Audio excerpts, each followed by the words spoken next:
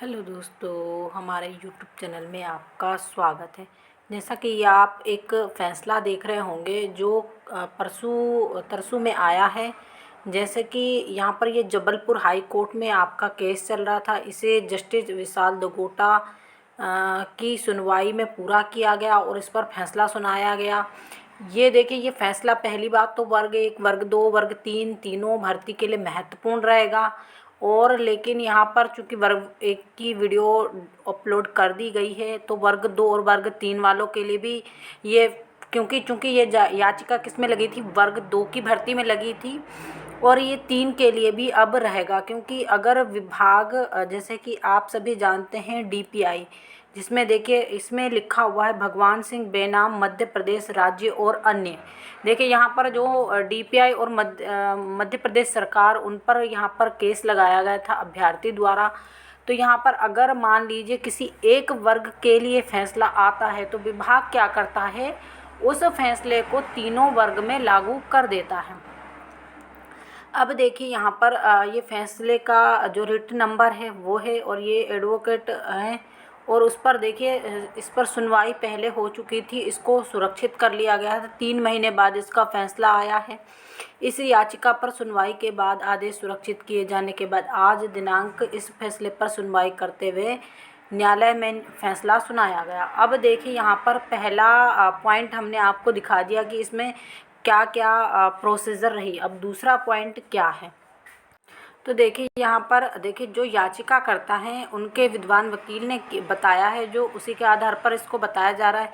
Video लंबी हो लेकिन पूरी देखिएगा, क्योंकि वर्ग 2 की भर्ती में आगे भी अब इसी आधार पर देखिए अभ्यर्थी बाहर हो जाएंगे। देखिए सबसे पहले जब याचिकाकर्ता ने आवेदन किया, तब उनके पास ई प्रमाण पत्र निर्धारित तिथि तक नहीं था। बाद में जब प्रशासनिक निर्देश, जब बाद में क्या हुआ, जैसे कि आप अनुभव में भी देखते हैं, बाद में विभाग क्या करता है, बोलता है इतनी तारीख तक अभी अनुभव चाहिए, और बाद में बोल देता है अब इतना तक अनुभव मान्य होगा। तो क्या हुआ, 30/4/2025 तक अनुभव की गणना की गई, जिसमें जो याचिकाकर्ता हैं उन्होंने आरक्षित श्रेणी के अंतर्गत पद के लिए आवेदन के पात्र अपने आप को बताया, यानी उन्होंने भी उस पर आवेदन कर दिया। जब शुरू में आवेदन हुए तब उन्होंने किसी भी प्रकार का आवेदन नहीं किया, और यहाँ पर जब बाद में तिथि बढ़ाई गई, उस वक्त क्या हुआ, जब प्रशासनिक निर्देश जारी हुए तब उन्होंने आवेदन किया। देखिए दूसरा पॉइंट ये है कि अब जब उन्होंने बाद में आवेदन किया, अब जो राज्य सरकार है, यानी जो मध्य प्रदेश सरकार और डीपीआई है, उनकी तरफ से जो एडवोकेट लड़ रहे थे केस, उन्होंने बोला कि जब आवेदन किया जाता है तभी आपके पास पूरे डॉक्यूमेंट्स होना अनिवार्य है। यदि उस वक्त आपके पास डॉक्यूमेंट्स नहीं हैं, तो बाद में आप अपनी कैटेगरी या अनुभव प्रमाण पत्र या दूसरी चीज़ें, यानी इसमें देखिए इसी आधार पर बहुत सारे अभ्यर्थी बाहर होने वाले हैं, और अतिथि शिकायत का विचार नहीं किया जा सकता। बाद में ये आप नहीं लगा सकते, यानी कि बाद में जब डॉक्यूमेंट्स वेरिफिकेशन हो तब आप कोई भी चीज़ अलग से नहीं जोड़ सकते। जो आपने शुरू में जोड़ी थी वही मान्य होगी। अब चौथा पॉइंट क्या है, हमने दोनों पक्षों के वकीलों की बात सुनी, ये जजिस की बात है।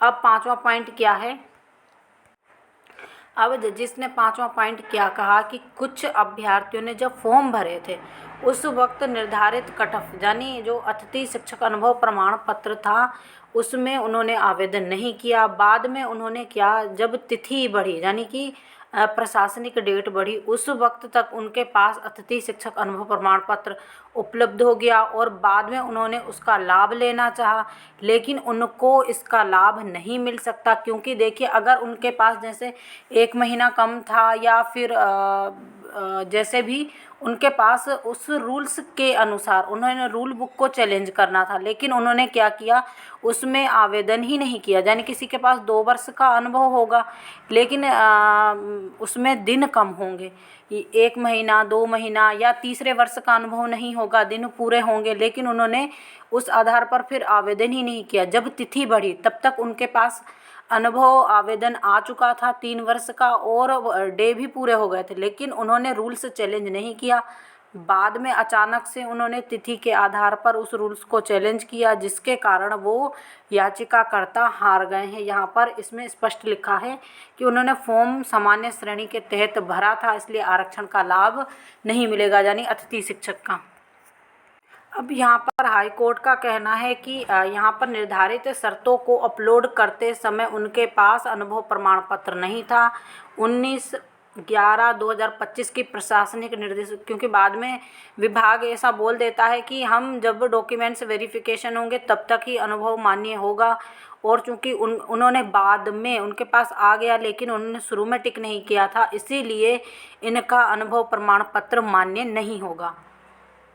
आप ये पूरा नियम स्वयं पढ़ते चलिएगा वीडियो रोक रोक के, और क्या है आपको यहाँ पर पढ़ना बेहद ज़रूरी है। देखिए, अब यहाँ पर प्रशासनिक नियमों 2018 और 24 के भर्ती के अनुसार 3 शैक्षिक सत्रों में 200 दिनों का अनुभव का प्रावधान है। प्रत्येक शैक्षिक सत्र में उम्मीदवार को न्यूनतम 30 दिनों तक का कार्य आवश्यक है। यदि किसी उम्मीदवार के पास एक शैक्षिक सत्र में 30 दिन कार्य नहीं किया तो अनुभव गिना जाएगा। यानी कि देखिए, किसी उम्मीदवार ने 30 दिन एक शैक्षिक सत्र में कार्य नहीं किया तो भी उसका अनुभव मान्य होगा। यहाँ पर हाई कोर्ट ने स्पष्ट निर्देश दे दिया। जैसे मान लीजिए किसी के 200 दिन पूरे हैं और उन्होंने 3 शैक्षिक सत्र में कार्य नहीं किया है, तब भी अनुभव मान्य होगा। ऐसा प्रशासनिक निर्देश जो आवेदन पत्र में निर्धारित शर्तों के विपरीत हो उसे स्वीकार नहीं किया जा सकता, क्योंकि यह नियमों में परिवर्तन के समान होगा।